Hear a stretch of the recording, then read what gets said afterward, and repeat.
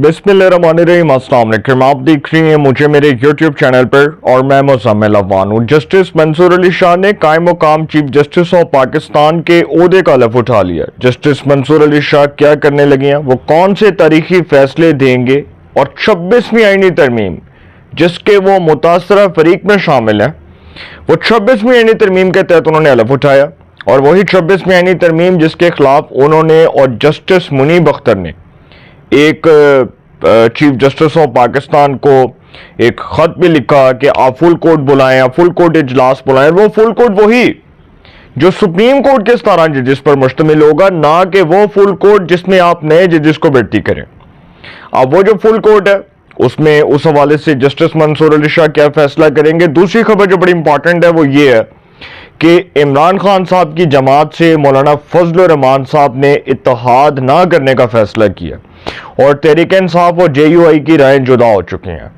वो गाना मुझे याद आ रहा था, वो मेरी जुबान पर आ रहा था, लेकिन वो मैं बोलना नहीं चाह रहा क्योंकि सर इस वक्त जो सियासी बातें हो रही हैं, मेरा ख्याल है अगर टॉपिक पे बात की जाए तो बेहतर है, वरना टॉपिक इररिलेवेंट हो जाएगा। तो मौलाना फजल रहमान साहब ने भी झंडी करवा दी है तहरीक इंसाफ को, और पाकिस्तान के बड़े नामवर साथी हैं पाकिस्तान की जो प्रिंट जर्नलिज्म है, जो अखबारी सहाफत है, उसके एक बड़े मुस्तनद और एक बड़े सीनियर सहाफ़ी जनाब साले ज़ाफिर साहब जो है ये उस वक्त से लिख रहे हैं जब से मैं कहता हूं कि शायद 1977 या 1975 की जो जर्नलिज्म है उस हवाले से इनका बड़ा एक वसी तजर्बा है और इन्होंने पाकिस्तान में हुकूमतें बनते और टूटते देखी हैं और बहुत अच्छे लिखा रही हैं, बहुत अच्छी तहरीर लिखते हैं। इवन के जो 1999 का मिलिट्री coup हुआ था नवाज शरीफ साहब की हुकूमत के खिलाफ, एक डिक्टेटर ने उनकी हुकूमत को, एक 2/3 मेजॉरिटी वाली हुकूमत को गिरा कर जब इक़्तिदार पर काबिज होकर इस मुल्क पर मार्शल लॉ नाफिज किया, उस वक्त भी साले ज़ाफिर साहब ने ये बहुत सी चीज़ें लिखी थी और उस वक्त भी वो आमरीत के दौर में भी इन आमरों के खिलाफ लिखा करते थे। और अब जो साले ज़ाफिर साहब की खबर है उसके ऊपर बात करते हैं जो उन्होंने तहरीक इंसाफ के हवाले से दी है। और फजल रहमान साहब जो है उन्होंने जी तहरीक इंसाफ को झंडी करवा दी है। झंडी करवाने का मतलब ये है कि तहरीक इंसाफ को फजल रहमान साहब की तरफ से चिटा इंकार हो गया। अब फजल रहमान साहब जो है उन्होंने हतमी तौर पर फैसला किया कि वो तहरीक इंसाफ के साथ इत्तेहाद नहीं करेंगे, उनकी जमात तहरीक इंसाफ के साथ इत्तेहाद नहीं करेगी और ना ही JUI किसी ऐसे इत्तेहाद में शामिल होगी जो तहरीक इंसाफ की इमा पर कायम किया जाएगा। अब ये तो हो गया इंकार। यहाँ पर जी बड़ी इंपॉर्टेंट खबर ये है कि JUI ने अपनी मजलिस अमूमी के 2 रोज़ा इजलास में फैसला किया। इतवार को लाहौर में इख्तिताम पजीर हुआ इनका इजलास। JUI ने यह भी फैसला किया कि वो पार्लियामेंट में आज़ाद हिज़्ब इख्तलाफ का किरदार अदा करती रहेगी, वो हुकूमत का हिस्सा नहीं बनेगी और पार्लियामेंट में ज़ेरे गौर आने वाले मामलात का जायज़ा लेती रहेगी। अब ये बड़ी इंपॉर्टेंट खबर है जो साले ज़ाफिर साहब आगे दे रहे हैं और बावक्त ज़रूरत तहरीक इंसाफ के साथ ताउन करने या ना करने का तयन होगा। अब इस हवाले से ये भी फैसला हो गया कि तहरीक इंसाफ के साथ ताउन करना है मुस्तकबिल करीब में या नहीं करना, इस हवाले से भी आगे फैसला होगा। फिर साले ज़ाफिर साहब लिखते हैं कि जमीयत उलमा इस्लाम के ज़राए बताते हैं कि JUI के ज़ेरे तमाम 27 अप्रैल को मीनार पाकिस्तान के सब्ज़ा इज़ार पर इसराइल मुर्दाबाद रैली होगी। इसी तरह 10 मई को पेशावर और 17 मई को कोयटा में इसराइल मुर्दाबाद के इज्तिमात होंगे। JUI ने पंजाब में नहरें निकालने के मामले में अपनी सिंध तंजीम के मौक़िफ़ की तायद का फैसला किया है और तय किया है कि पीपल्स पार्टी की मरकज़ी तंजीम इस बारे में कोई राय अमल इख्तियार नहीं करेगी। फिर मुबस्सरीन का कहना है कि JUI ने मौलाना फजल रहमान की क़यादत में कौमी मामलात के बारे में फैसले किए जाने के हवाले से भी जो है वो बड़ा एक बहुत समझ लें कि बहुत बड़ा एक फैसला आगे होने जा रहा है कि JUI की मरकज़ी जो क़यादत है वो क्या फ़ैसला करेगी तहरीक इंसाफ के हवाले से। और फिर ये भी कहा गया कि तहरीक इंसाफ की बार बार और पुरज़ोर दरख्वास्तों पर इससे राजदारी के साथ बाज़ वज़ारतें तलब की थीं जो कई हफ्ते गुजर जाने के बावजूद جواب طلب ہیں۔ اب جمعیت علماء اسلام کا کہنا ہے کہ وہ حکومت کے خلاف سیاسی جماعتوں کے اشتراک سے بڑا اتحاد قائم کرنے کی خواہاں تھی، جبکہ دوسری طرف وہ اسٹیبلشمنٹ کے ساتھ مذاکرات میں مصروف تھی۔ اس نے وسیع تر سیاسی اتحاد کا ڈول ڈال رکھا تھا تاکہ ان خفیہ مذاکرات میں اس کی سودا کار حیثیت مستحکم ہو سکے۔ اسی طرح وہ ہم اثر سیاسی جماعتوں کو اعلی کار کے طور پر استعمال کرنے کے درپے تھی۔ اب فضل الرحمان صاحب جو ہیں وہ یہ فیصلہ کر چکے ہیں کہ تحریک انصاف جو ہے اس کو تو جھنڈی ہے۔ سر نیکسٹ ویلاگ میں آپ کے سامنے ڈیٹیلز رکھوں گا کہ فضل الرحمان صاحب منصورہ گئے، امیر جماعت اسلامی حافظ نعیم الرحمان صاحب کے ساتھ بیٹھ کر انہوں نے ایک میڈیا ٹاک کی، اور پھر صحافیوں کے بڑے تلخ سوالات تھے، صحافیوں نے بڑے تلخ سوالات کیے۔ ڈیفینیٹلی فضل الرحمان صاحب کے بارے میں تحریک انصاف کا ماضی میں نیریٹو تھا، یہ ڈیزل ہے، یہ فلانا ہے، یہ لسی پی گیا، یہ 24 کروڑ روپیہ کھا گیا، یہ کشمیر کمیٹی کا چیئرمین تھا، یہ عمران خان کے الفاظ تھے۔ مولانا فضل الرحمان عزت مآب مولانا فضل الرحمان صاحب کو انہوں نے گالیاں تک دیں اور ان کی شہرت کو کس طرح سے داغدار کیا، کس طرح گندے القابات سے ان کو نوازا۔ ایون کہ فضل الرحمان صاحب نے پھر اس حوالے سے بہت امپورٹنٹ باتیں کی ہیں، وہ میں نیکسٹ ویلاگ میں رکھوں گا۔ تو سر ابھی تو فضل الرحمان صاحب نے کروا دی ہے جھنڈی، اور تحریک انصاف جو ہے اس کو جھنڈی اس لیے کروائی گئی ہے کہ تحریک انصاف اور مولانا فضل الرحمان ایک پیج پر نہیں آ سکتے۔ کے پی کے میں فضل الرحمان نے ان کے مخالف الیکشن لڑا ہے، اور فضل الرحمان صاحب کی ڈیمانڈ ہے کہ اگر اتحاد کرنا ہے تو آؤ بیٹھ کر بات کرتے ہیں، اور بات اس بیانیے پر ہوگی کہ گنڈا پور کا استعفیٰ لے کر آؤ، گنڈا پور ریزگنیشن دے، استعفیٰ دے، تو پھر آگے بات ہو سکتی ہے۔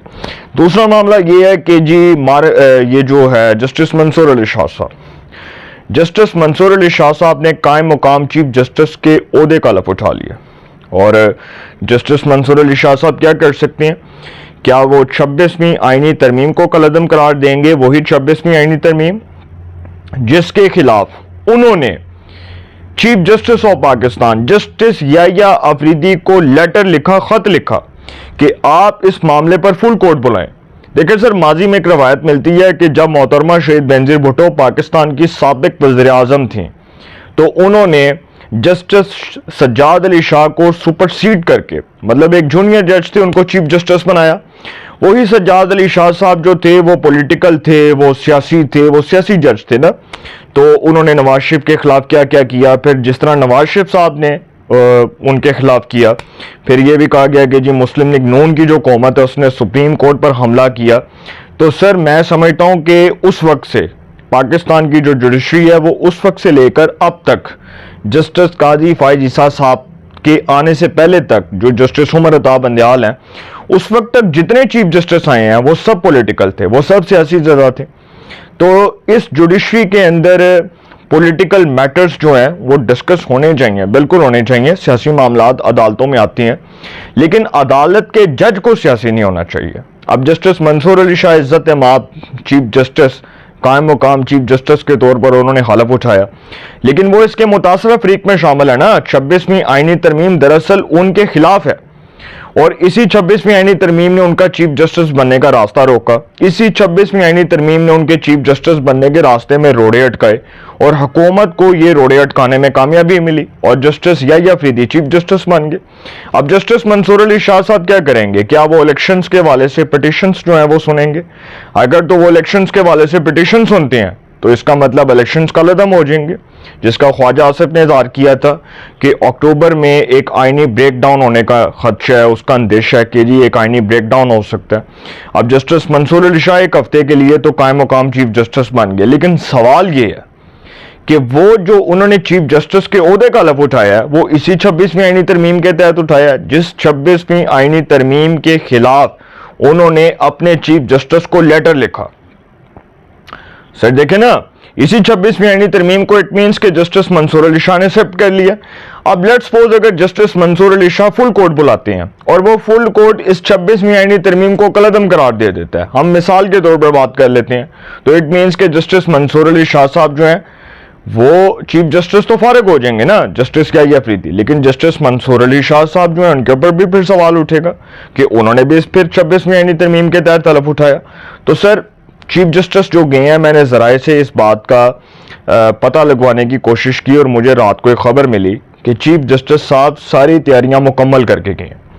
सब जजेस को ऑन बोर्ड लेकर गए, एक फुल कोर्ट भी हुआ था। सुप्रीम कोर्ट के तमाम जजेस को पूछा गया कि आप बताएं आपकी क्या डायरेक्शंस हैं, तो सब ने अपना मौका पेश किया। तो सर इस हवाले से तो कोई मसला नहीं है। हाँ, जस्टिस मंसूर अली शाह साहब जो हैं उन्होंने हलफ उठाया, वो नॉर्मल रूटीन के मुताबिक काम करेंगे। कायम मुकाम चीफ जस्टिस के तौर पर उनसे हलफ लिया गया।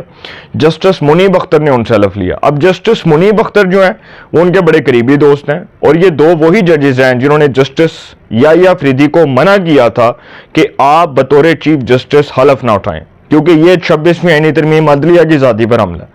और इस तरह के बहुत से यूट्यूबर्स भी बैठकर ये खबरें बना रहे हैं। अब खैर जस्टिस कायम मुकाम चीफ जस्टिस जो हैं जस्टिस मंसूर अली शाह, उनसे हलफ लिया जस्टिस मुनीब अख्तर ने। और माजी में जस्टिस मुनीब अख्तर भी चीफ जस्टिस ऑफ पाकिस्तान रह चुके हैं। कायम मुकाम चीफ जस्टिस ऑफ पाकिस्तान जब जस्टिस काजी फायजी साहब बैरून मुल्क थे और जस्टिस मंसूर अली शाह भी बैरून मुल्क थे, तो जस्टिस मुनीब अख्तर ने कायम मुकाम चीफ जस्टिस की हैसियत से हलफ उठाया था। अब यहाँ पर सवाल ये बनता है कि क्या जस्टिस मंसूर अली शाह एक हफ्ते के अंदर 26वीं आईनी तरमीम को कलअदम देंगे, इलेक्शंस को कलअदम करार देंगे? इस हवाले से क्या फैसला करेंगे ये आने वाला वक्त बताएगा। लेकिन सर होने कुछ नहीं जा रहा। हुकूमत अपना टाइम जो मुकर्रर है वो पूरा करेगी। अगर कोई समझता है कि हुकूमत फारिग हो जाएगी, एक हफ्ते के अंदर बड़ा चेंज आ जाएगा, एक हफ्ते के अंदर इमरान खान साहब बाहर आ जाएंगे और उसके बाद कहा जाएगा कि जी गुड टू सी यू, आपको देखकर बड़ी खुशी हुई, तो सर ऐसा कुछ नहीं होने लगा। मामलात रूटीन के मुताबिक चलेंगे। अपनी राय का कमेंट्स में ज़रूर इज़हार कीजिएगा। इंशाल्लाह एक नए सेगमेंट के साथ पे मुलाकात होगी। अपना बहुत ख्याल रखिएगा। आल आने के बाद।